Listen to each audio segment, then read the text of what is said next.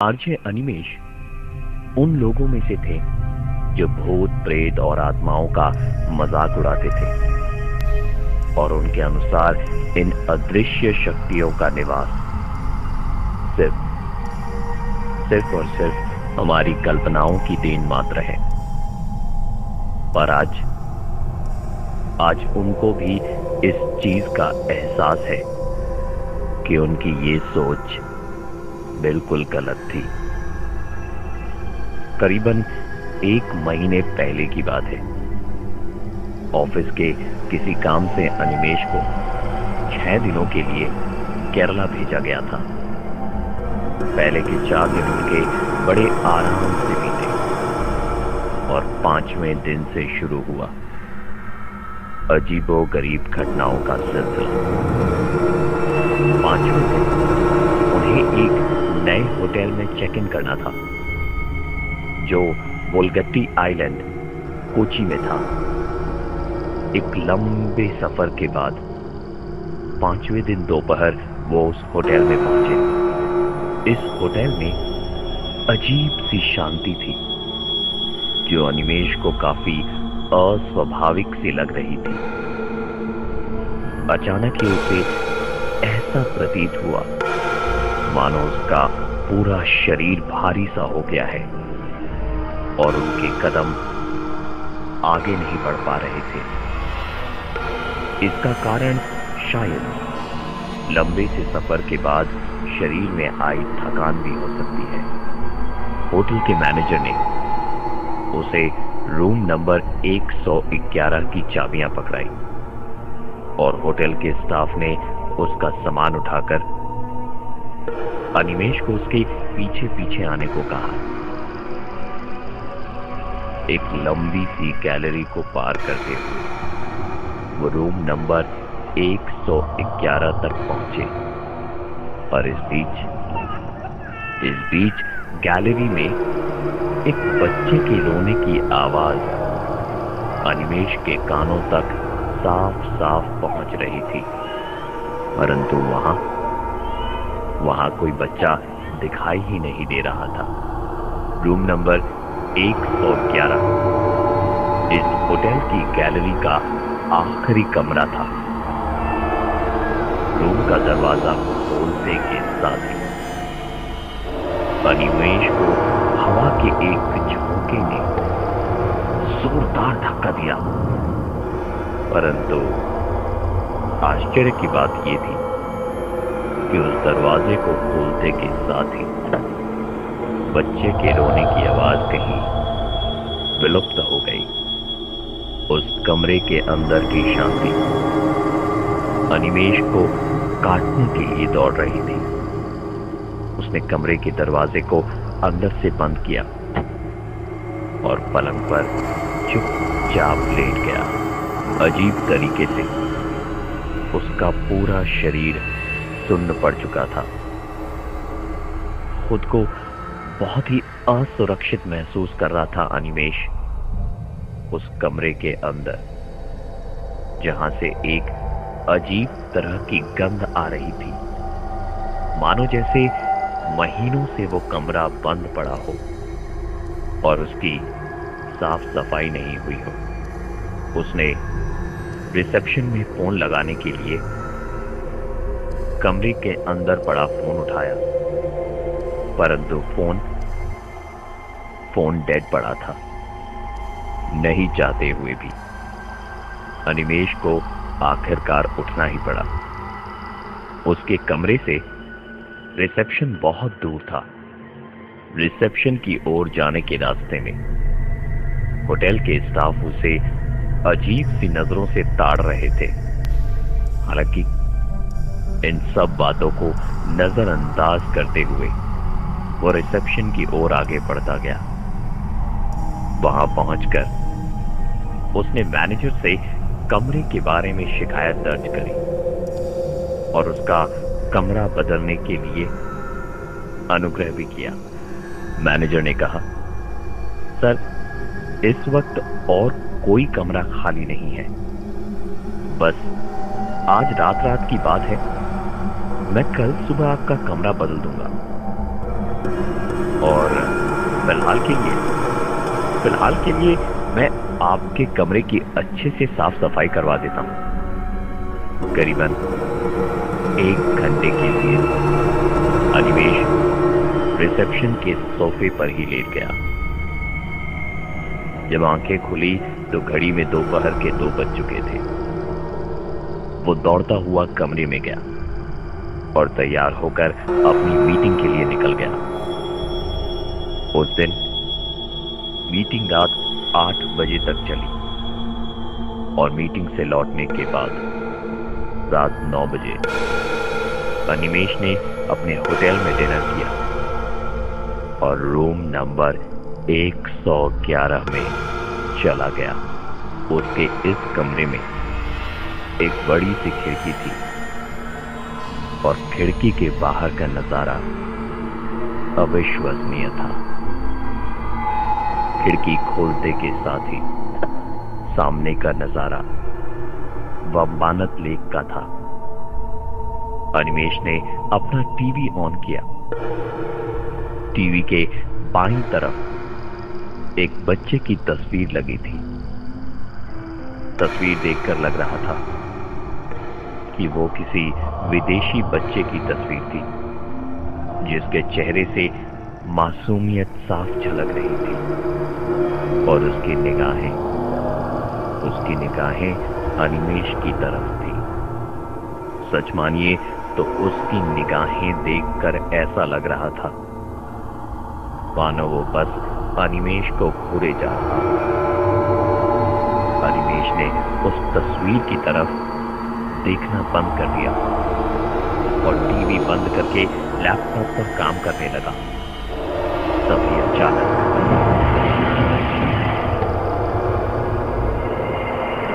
कहानी का अगला भाग ब्रेक के उस पार सुनते रहिए मेरे यानी प्रवीण के साथ यू टर्न शो में मानो या ना मानो।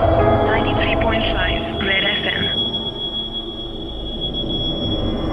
यू टर्न शो में चल रहा है प्रवीण यानी मेरे साथ मानो या ना मानो। उस रात अजीबो गरीब घटनाएं घटी हमारे अपने आरजे अनिमेश के साथ, जिसने उनकी सोच बदल कर ही रख दी। बोलगती आइलैंड के उस कमरे नंबर 111 में घुसने से पहले ही कोई उन्हें चेतावनी दे रहा था। रूम में घुसने से पहले गैलरी में किसी बच्चे के रोने की आवाज, रूम का फोन डेड पड़ा होना और एक अजीब तरह की दुर्गंध से सराबोर था वो कमरा, मानो बहुत दिनों से वो बंद पड़ा हो।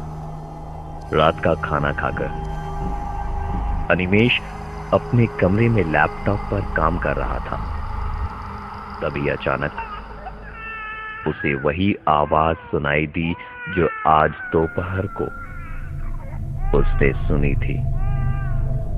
रात करीबन 10 बजे एक बच्चे के रोने की आवाज आ रही थी। टीवी पर नजर दौड़ाई तो टीवी तो बंद पड़ी थी। ठीक से सुनने पर ऐसा प्रतीत हो रहा था कि मानो वो आवाज खिड़की के बाहर से आ रही हो। अनिमेश ने उठकर खिड़की खोली और आश्चर्यजनक रूप से खिड़की खोलने के बाद वो आवाज अपने आप बंद हो गई। रात के समय खिड़की से वंबानत लेक का नजारा इतना सुंदर था कि वो पूर्ण रूप से उसे मंत्रमुग्ध कर रहा था। खिड़की के पास खड़े होकर अनिमेश कुदरत के इस नजारे को निहार ही रहा था कि उसके साथ एक बहुत बड़ा हादसा होते होते बच गया। जब वो खिड़की के पास खड़े होकर वंबानत लेक की ओर देख रहा था, तभी अचानक अचानक पीछे से किसी ने उसे धक्का सा दिया। ये धक्का बहुत जोर से नहीं था, इसलिए बस उसके कदम हल्के से लड़खड़ाए, परंतु मन में एक डर पैदा हो गया था, क्योंकि उस कमरे में उसके अलावा और कोई नहीं था। उसने तुरंत खिड़की बंद करी और टीवी ऑन करने के लिए जैसे ही रिमोट उठाया, उसकी नजर टीवी के बाईं ओर दीवार पर लगी उस विदेशी बच्चे की तस्वीर की तरफ गई। तस्वीर की ओर देखकर अनिमेष के पैरों तले जमीन खिसक चुकी थी, क्योंकि उस तस्वीर पर बच्चे की आंख से पानी गिर रहा था, मानो वही बच्चा रो रहा था जिसकी तस्वीर वहां पर लगी हुई थी। अपनी आंखों पर उसे विश्वास नहीं हो रहा था। उसे लगा कि शायद वो कोई सपना देख रहा हो, परंतु कुछ ही देर में उसे यकीन हो चला था कि ये सब कुछ उसका वहम नहीं, हकीकत है। जिंदगी में पहली बार अनिमेष ने ऐसी चीजें अनुभव करी थी जो उसकी कल्पना से भी परे था। उसने तुरंत कमरे में अंधेरा करा और अपने मुंह तक चादर तान कर सोने की कोशिश करने लगा। इसके बाद अनिमेष के साथ 3-4 ऐसी और घटनाएं घटी, जिसने उसे उस कमरे को आधी रात में ही छोड़ने को विवश कर दिया।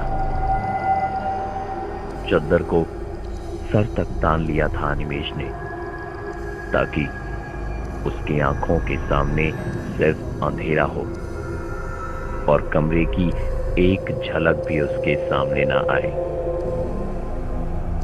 अनिमेष की वो चद्दर जो उसने अपने सर तक तान रखी थी, उसे कोई धीरे धीरे नीचे की ओर खींच रहा था। कोई तो था जो बंद कमरे में उसे अपनी उपस्थिति का एहसास दिला रहा था बार बार। धड़कनें काफी तेज हो गई थी अनिमेष की। तभी अचानक चद्दर के अंदर से वो एक पल उजाला और अगले ही क्षण अंधेरा देख पा रहा था। ये सिलसिला करीबन 5 मिनटों तक चलता रहा। अंत में उसने अपनी सारी हिम्मत जुटाते हुए अपने पूरे शरीर के ऊपर से चादर उठाई। चादर हटाते के साथ ही उसने पाया कि बाथरूम की लाइट अपने आप जल और बुझ रही है। दबे हुए कदमों के साथ उसने बाथरूम की ओर जाना शुरू किया और गौरतलब रूप से बाथरूम की बत्ती का स्विच बंद पड़ा था, परंतु लाइट अपने आप जल और बुझ रही थी।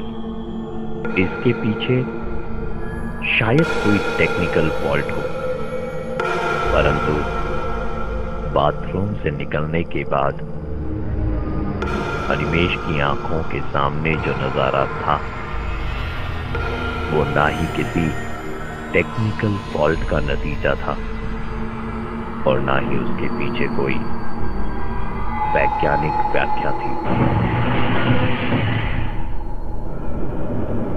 यू टर्न शो में चल रहा है प्रवीण, यानी मेरे साथ, मानो या ना मानो।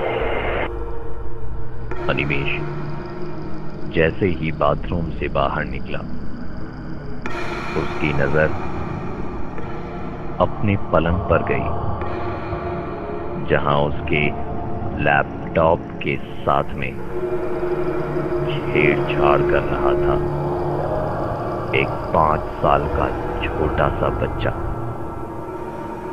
इस बच्चे की शक्ल उस तस्वीर वाले बच्चे की शक्ल से हूबहू मिल रही थी। अनिमेष की सोचने और समझने की शक्ति छिन्न हो गई थी। वो बस उस बच्चे की तरफ स्तब्ध होकर देखे जा रहा था कि अचानक उस बच्चे ने अनिमेष की तरफ अपनी नजरें उठाई। आंखों के सामने उस अद्भुत नजारे को देख अनिमेष के गले से कोई आवाज नहीं निकल पा रही थी। उसने तुरंत अपना होश संभाला और अपने कमरे से बाहर की ओर भागा। वो दौड़ता हुआ रिसेप्शन की ओर जा रहा था कि उसे होटल का एक स्टाफ मिला जो इस वक्त सोने की तैयारी कर रहा था। उम्र के तकाजे से शायद ये उस होटल के सबसे पुराने कर्मचारियों में से एक थे। अनिमेष ने चिल्लाते हुए उनसे कहा कि मैंने मेरे कमरे में एक बच्चे को देखा है। अनिमेष के इतना कहते के साथ ही उस होटल स्टाफ की आंखें बड़ी बड़ी हो गई थी। मानो अकस्मात ही उसे कुछ याद आ गया, परंतु उसने सभी चीजों को नजरअंदाज करते हुए कहा, अगर आप ठीक समझो तो आप मेरे साथ आज की रात यहां गुजार सकते हैं। अनिमेष ने उनका हाथ पकड़ा और कहा, चाचा, कुछ तो है जो आप बताना नहीं चाहते। और फिर उसके बार बार अनुरोध करने से चाचा ने कमरा नंबर 111 का सबसे बड़ा राज बताया। करीबन 2 साल पहले लंदन से एक परिवार इस होटल में रहने आया। उन्होंने 1 महीने के लिए कमरा नंबर 111 बुक करके रखा था और कमरे को अपने घर की तरह सजा भी लिया था। वहां दीवार पर लगी पेंटिंग को उन्होंने अपने 5 साल के बच्चे की फोटो के साथ बदल दिया था। 28 जून 2010 की रात कयामत की रात थी। न जाने पति पत्नी के बीच ऐसी क्या बातचीत हुई कि पति ने तेज धार वाली छुरी से पहले तो अपनी पत्नी का बेरहमी से खून कर दिया और फिर अपने 5 साल के बच्चे को खिड़की से बाहर वंबानत लेक में धकेल दिया और उसके बाद खुद कमरे के पंखे से लटककर आत्महत्या कर दी। उस दिन से ये कमरा बंद पड़ा था। कमरे की हर एक चीज को उस दुर्घटना के बाद बदल दिया गया था, लेकिन उस बच्चे की तस्वीर वहीं की वहीं थी। उन्होंने बताया कि मैनेजर ने शायद गलती से अनिमेष को यह कमरा दे दिया था, क्योंकि नए होने के कारण उसे इस घटना के बारे में कुछ भी नहीं पता है। चाचा की बातें सुनते सुनते कब अनिमेष की आंखें लग गई उसे पता ही नहीं चला। सुबह जब उसकी आंखें खुली तो चाचा उसे अगल बगल कहीं नजर ही नहीं आए। सुबह करीबन 10 बजे अनिमेष की फ्लाइट थी, इसलिए अनिमेष ने हिम्मत करते हुए अपना लगेज लेने खातिर उस रूम में प्रवेश किया और झटपट सारा सामान लेकर कमरे से बाहर आ गया। दरवाजा बंद करने के साथ ही बच्चे के रोने की आवाज एक बार फिर उसकी कानों में पड़ी। ये सुनते के साथ ही अनिमेष रिसेप्शन की ओर भागा। उसने तुरंत अपना बिल क्लियर किया, रूम की चाबियां पकड़ाई और वहां से रवाना होने के लिए तैयार हो गया। परंतु जाने से पहले वो चाचा से एक बार मिलना चाहता था। मैनेजर से जब अनिमेष ने पूछा तो वो उसकी कोई भी मदद नहीं कर पाए, क्योंकि नया होने के कारण शायद वो सभी स्टाफ से मिल नहीं पाए थे। परंतु उनके बगल में खड़ा होटल का और एक स्टाफ बड़ी उत्सुकता से चाचा का नाम अनिमेष से पूछ बैठा। अनिमेष ने बताया कि उन्होंने तो अपना नाम रहमान बताया था और मेरी मुलाकात उनसे कल रात को हुई थी। ये सुनकर उस स्टाफ ने कहा, आपको शायद कोई गलतफहमी हो रही है, क्योंकि रहमान की मौत तो 1 साल पहले ही हो चुकी है। मानो या ना मानो।